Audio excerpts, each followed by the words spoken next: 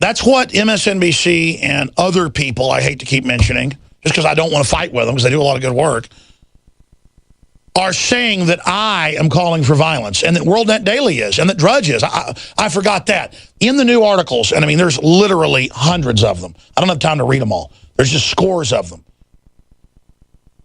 And I go spot check them, and it's like, we expect Drudge and WorldNet Daily and the crazy nutbag Alex Jones to, you know, be supporting violence out there and this rebellion out west. But now Fox News.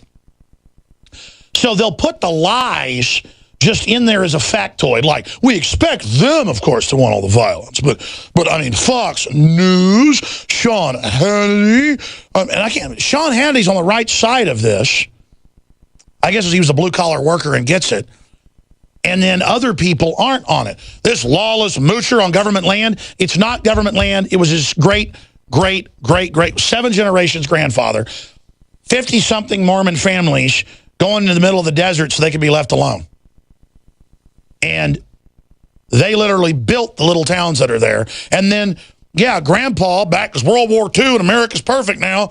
All right, I'll pay grazing fees. Well, it's only a cent an acre. Well, I got the rights, but I guess you're going to help us manage it and stuff. All right, I'll sign on to that. And then they raise the fees where everybody goes out of business, you know, speed up to the 1990s.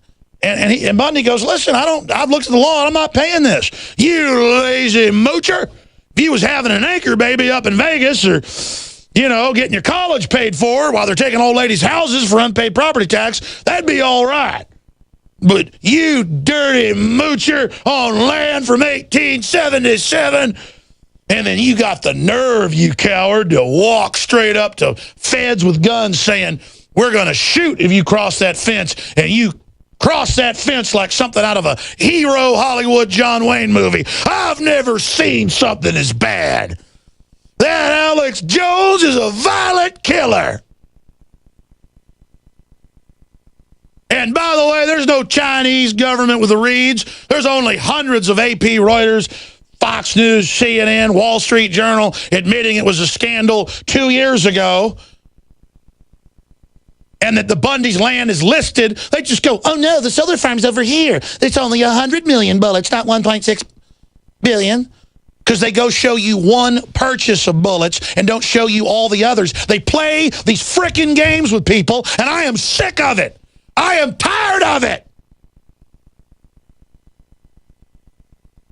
I feel like I missed out on the birth of another child not being able to go to that.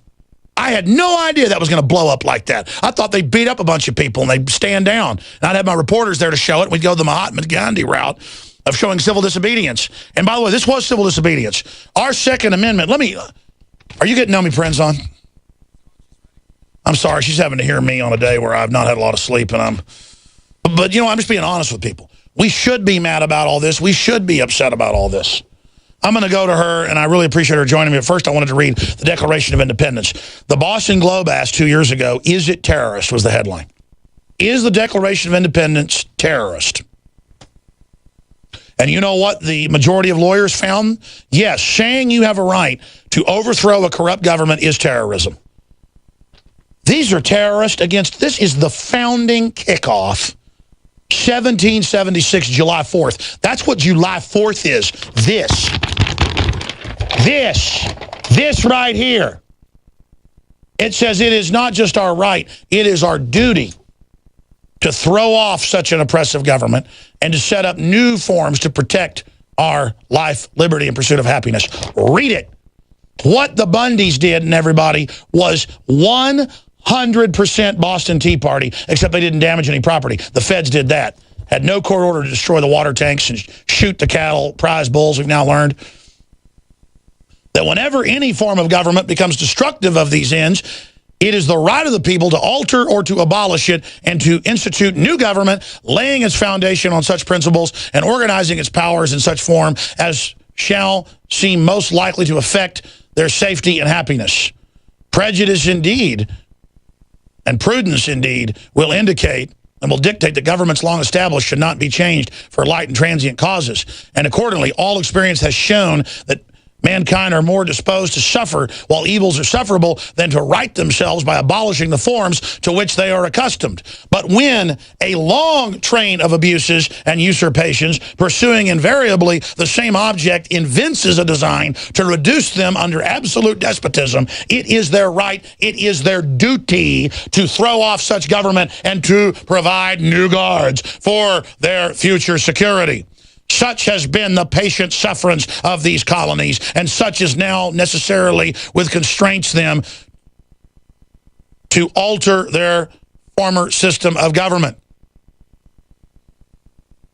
See, it necessarily constrains them. That's a key word. They are bound to throw off the absolute tyranny. The history of the king of Great Britain is a history of repeated injuries and usurpations, all having in direct object the establishment of an absolute tyranny over these states. To prove this, let facts be submitted to a candid world. And what do we do every day? I've written a new Declaration of Independence that got widely circulated and hailed by constitutional lawyers and picked up by major news sites, showing the long train of abuses. You should write your Declaration of Independence. It was just another bill of particulars they had for a decade before, listing the crimes of the illegitimate paramilitary force perched on top the 13 colonies, using the power of tax to destroy their competition. Did you know the landed lords were exempt from most of the taxes, and so no one could do competition with them, and George Washington had to go and basically be screwed over by them over and over again?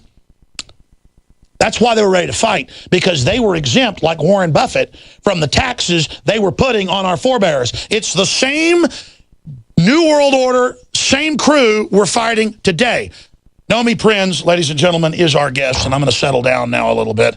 It's just being called a traitor, being called a despot, being called dangerous, because I'm not even calling for violence, but because I hail what the Bundys did. How could you not admire them? How could you not, when all we do is lay down, when all we do is put up with anything? We're a joke around the world now.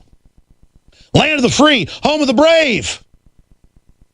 And you've got the conservative media calling Bundy a moocher, while his family is under attack, and that pig's son, Rory Reid, is set to make money and works for the Chinese company.